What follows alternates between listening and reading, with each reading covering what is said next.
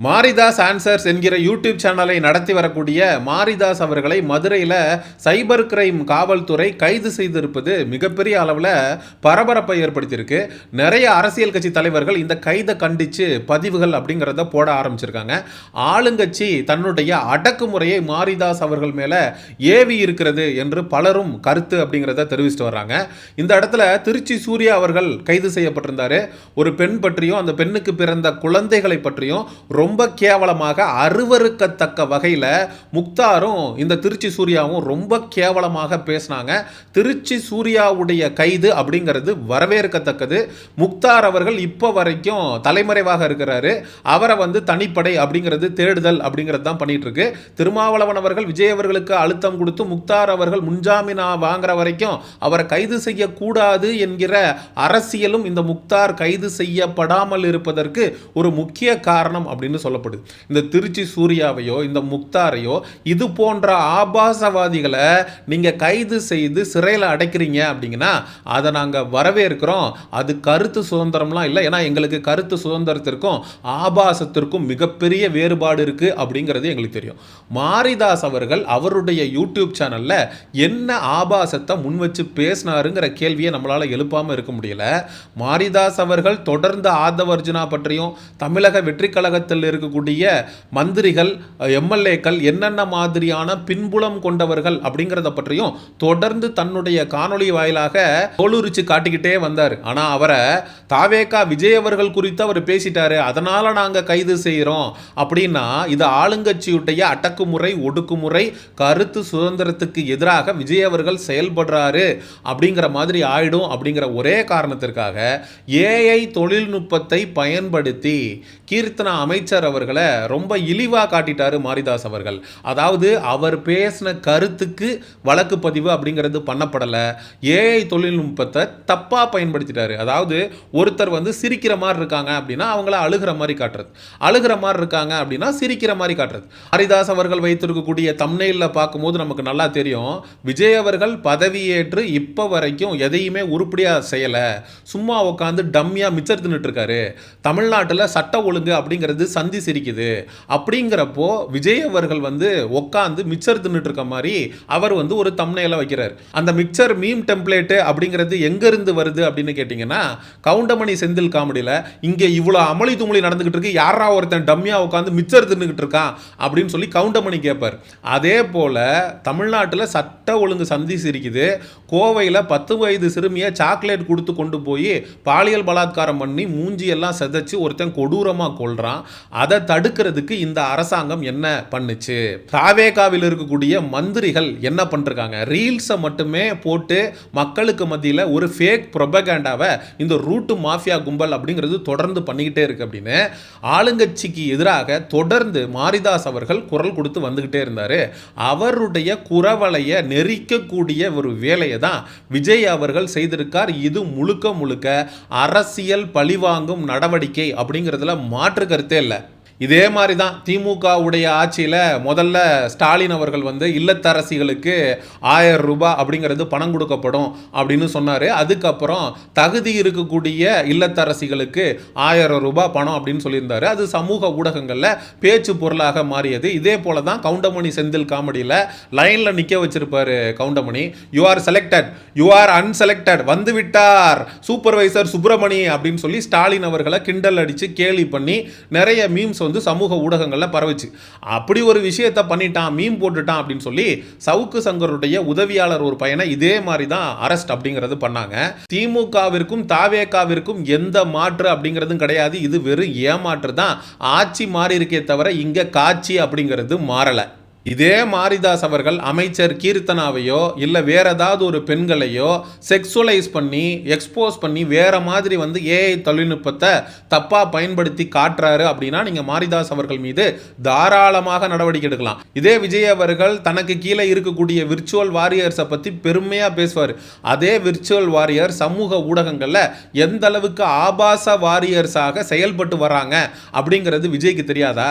அடுத்த கட்சி பெண்கள் எல்லாம் எந்த அளவுக்கு அளவுக்கு கேவலமாக சித்தரித்து இதே தாவேகா கும்பல் எக்ஸ் போன்ற பிளாட்ஃபார்மில் எழுதிட்டு வராங்க, அவங்க புகைப்படத்தை பயன்படுத்திட்டு வர்றாங்க அப்படிங்கிறத விஜய் அவர்கள் பார்க்குறாரா இல்லையா?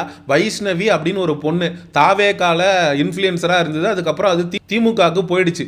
அந்த பொண்ணை எந்த அளவுக்கு ஏஐல கேவலமாக சித்தரிக்க முடியுமோ இந்த தாவேகாவுடைய விர்ச்சுவல் வாரியர் சித்தரிச்சாங்க. அந்த பொண்ணோட வாயில வந்து வாழைப்பழத்தை வைக்கிற மாதிரி, அந்த பொண்ணோட முகத்தை ரொம்ப விகாரமாக ரொம்ப கேவலமாக காட்டுற மாதிரி, குரங்கோட ஃபோட்டோவில் அந்த பொண்ணோட ஃபோட்டோவை போட்டு அசிங்கப்படுத்தி எவ்வளோ தூரம் அவமானப்படுத்த முடியுமோ படுத்துனாங்க.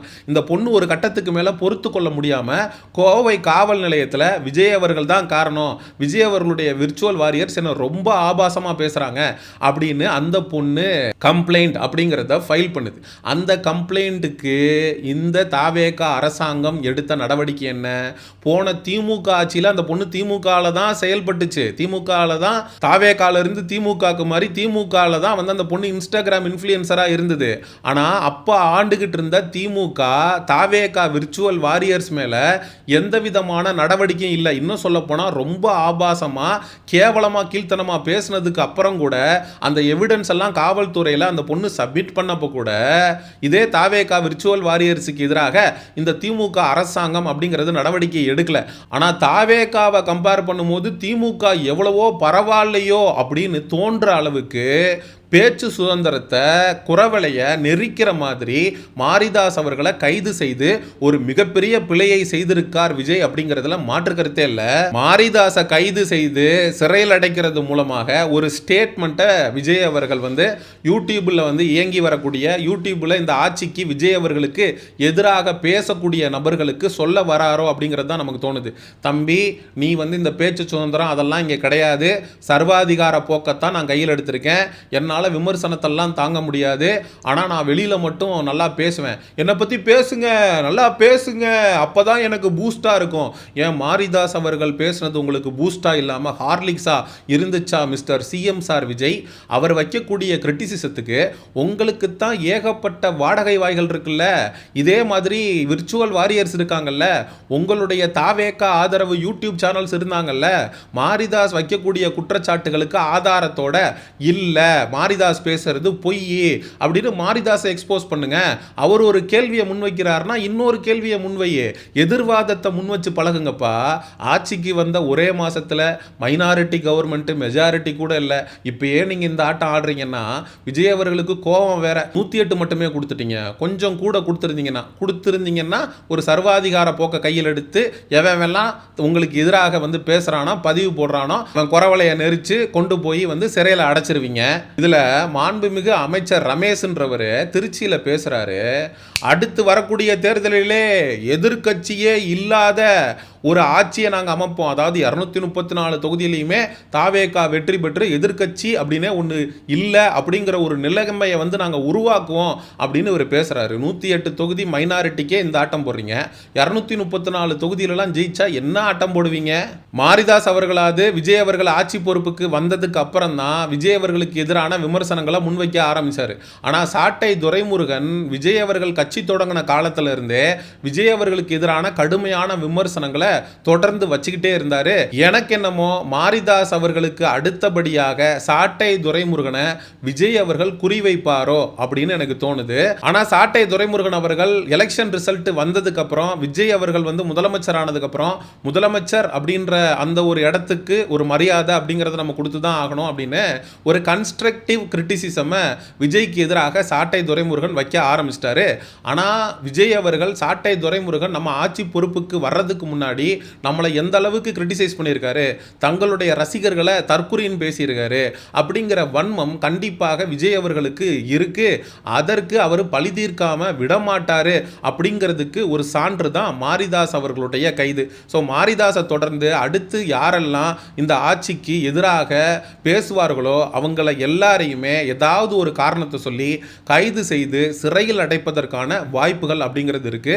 நியாயமா பார்த்தா மாரிதாஸ் அவர்களை காவல்துறை கூப்பிட்டு வந்து கண்டிச்சிருக்கணும். நீங்கள் வந்து அமைச்சர்களுடைய ஃபோட்டோவை, விஜய் அவர்களுடைய ஃபோட்டோவை நீங்கள் வந்து ஏஐயில் எடிட் பண்ணி போடுறீங்க, இது மாதிரி இனிமேல் பண்ணாதீங்க, நார்மலான பிக்சரை பயன்படுத்தி தம்ப்நெயில் வைங்க, இது வந்து தப்பாக இருக்குது, இது வந்து சட்டப்படி குற்றம், ஏஐ தொழில்நுட்பத்தை இந்த மாதிரி வந்து நீங்கள் பயன்படுத்தக்கூடாது.